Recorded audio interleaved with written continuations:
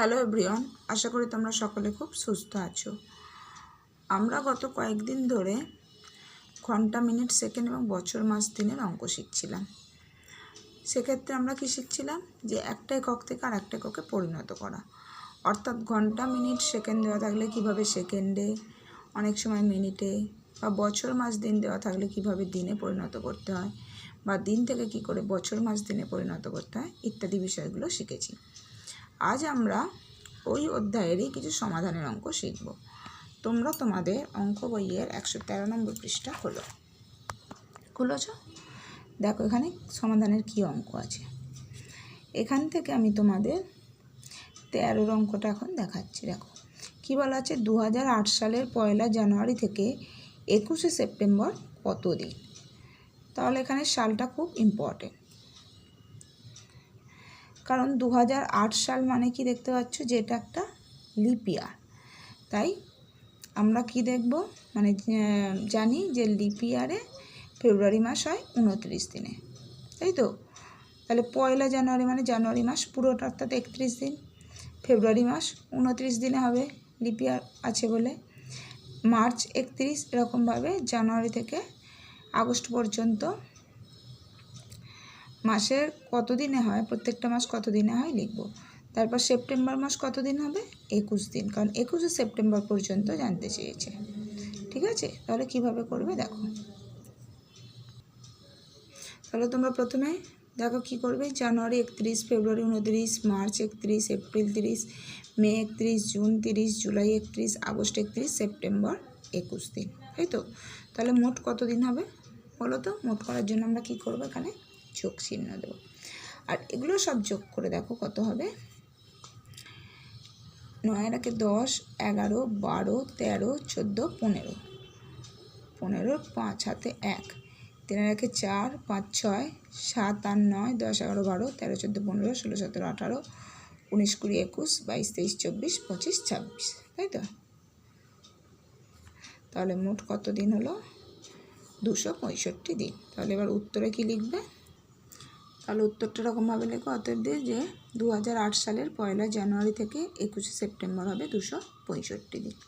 ওকে, এরপর দেখো 14, 15 অঙ্কগুলো প্রায় এক, তবে সালটা তোমরা দেখে নেবে যে সেটা লিপ ইয়ার কিনা। ঠিক আছে, এই দুটো নিজেরা করবে। এরপর আমি তোমাদের 16 দাগের অঙ্কটা বলে দিচ্ছি। বলছে তোমার দাদার বয়স 9 বছর 4 মাস 12 দিন, তোমার বয়স 7 বছর 3 মাস 20 দিন। তোমার দাদা তোমার থেকে কত বড়। তোমার দাদা তোমার থেকে কত বড় জানার জন্য আমাদের কি করতে হবে বলো তো। খুব ইজি, যেহেতু দাদার বয়স বেশি, দাদা মানে বড়, তার বয়স বেশি, আর তোমার বয়স কম, তাহলে আমরা কি করব, কত বড় জানার জন্য নিশ্চয়ই বুঝতে পারছো, বিয়োগ করতে হবে। তাহলে বিয়োগটা কিভাবে করছি দেখে নাও। তাহলে কি লিখেছি দেখো, দাদার বয়স 9 বছর 4 মাস 12 দিন। প্রথমে তোমরা উপরে বছর, মাস, দিন লিখে নেবে, তাহলে বারবার লিখতে হবে না। আর আমার বয়স, তোমার বয়স যেহেতু বলেছে তাই আমরা লিখবো আমার বয়স 7 বছর 3 মাস 20 দিন। এই দুটো আমরা এবার বিয়োগ করব। তাহলে বিয়োগটা কিভাবে করব দেখো। এখানে কি দেখতে পাচ্ছ, বিয়োগের সময় আমরা জানি ওপরে বড় সংখ্যা, নিচে ছোট সংখ্যা থাকলে তবেই বিয়োগ করা যায়। যেহেতু ওপরে ছোট সংখ্যা আছে তাই আমাদের কি নিয়ম শিখেছি আমরা, যে বিয়োগের ক্ষেত্রে ধার নিতে হয় পাশের থেকে। তাহলে মাস থেকে দিনে ধার নিতে হবে, অর্থাৎ 1 মাস ধার নেব। 1 মাস মানে কত দিন, 30 দিন। তাহলে এই 12-র সাথে 30 যোগ করব। যোগ করে কত হবে বলো তো, 12 আর 30 যোগ করে হবে 42, তাই তো। এবার তোমরা 42 থেকে 20 বিয়োগ করবে। এখানে একটা জিনিস দেখো, যেই আমরা 4 মাস থেকে 1 মাস নিয়ে নিলাম, তার মানে কি হলো, 4 থেকে 1 কমে গেল তো, হ্যাঁ, কমে গিয়ে সেটা কত হয়ে গেল, 3 হয়ে গেল। এবার বিয়োগ করো। তাহলে ওপরে 42, নিচে 20, বিয়োগ করা সহজ। 2 আর 2-এর পর 4, 2 দিতে,